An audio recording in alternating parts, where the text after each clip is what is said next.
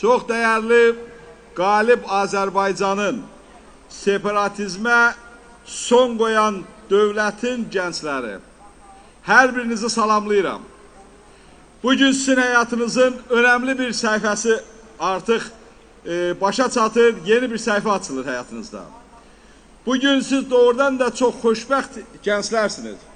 Sizin xoşbəxtliyiniz ondan ibarətdir ki, sizin bir yolunuz var. Siz o yolla getmək üçün bir mayaka ehtiyacınız yoxdur. O mayak Heydər Əliyev ideyalarıdır.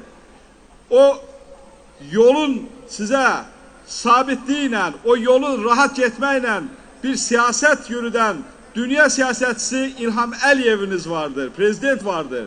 Ona görə siz xoşbəxtsiniz. Çünki xoşbəxtliyin sirri nədədir? Bu sualı siz tapsanız, mənə elə gəlir ki, doğrudan da siz həyatda öz mövqeyinizi, öz yerinizi möhkəmləndirə biləcəksiniz. Xoşbəxtlik dünyada müəyyən indekslər üzrə, belə deyək ki, hesablanır. Onlardan da biri təhsildir, elmdir. Yəni, elm, təhsil hansı ölkədə yüksəkdirsə, o ölkələrdə yaşayış səviyyəsi, xoşbəxtlik indeksi yüksək olur. Və bugün qürurla, çox böyük bir sevinç hissi ilə deyə bilərik ki, bugün Azərbaycan gəncliyi bu nöqteyi nəzərdən də xoşbəxtdir. Bayaq burada bir himnin sədaları altında, himnin sözlərini hamı oxudu. Mən fikir verirdim, arkada da gənclik oxuyurdu. Sinəsini hərb meydanına qurban verənlər oldu. Bu torpaqda, bu dövləti qorumaq üçün. Amma bugün yalnız sinəsini qurban verməklə bu dövləti möhkəmləndirmək artıq zamanı bitmiştir. Bundan sonra həmin dövləti elmlə, həmin dövləti sizin biliklərinizlə, qazandığınız biliklərlə davam etdirmək lazımdır.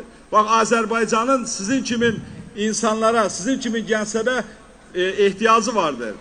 Bu günləri Azərbaycan dünyada lider ölkələrdən biridir.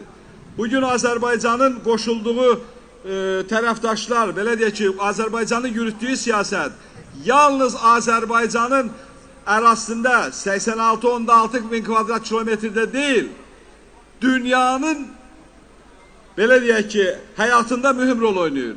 Azərbaycanda qəbul edilmiş qərarlar yalnız öz ölkəmiz üçün deyil, region üçün deyil, 198 ölkənin və ondan da sonra bütün dünyanın həyatında mühüm rol oynayır. Bilirsiniz, bu yaxınlarda bir neçə aydan sonra Azərbaycanda COP29 tərəflər konferansının Azərbaycanda bir yerdə konferans keçiriləcəkdir. Yəni 198 ölkə gəlir bura.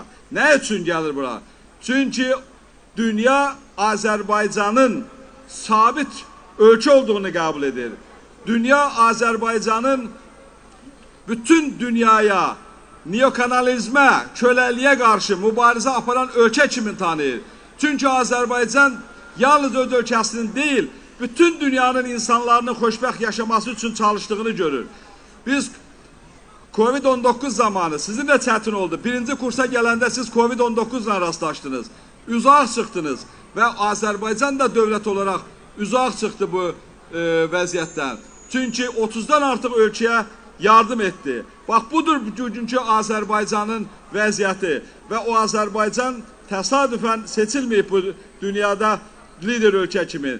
Çünki onun perspektivi var. Dünya bunu görür. O perspektivi isə yaşadan sizlərsiniz, sizlər olacaqsınız.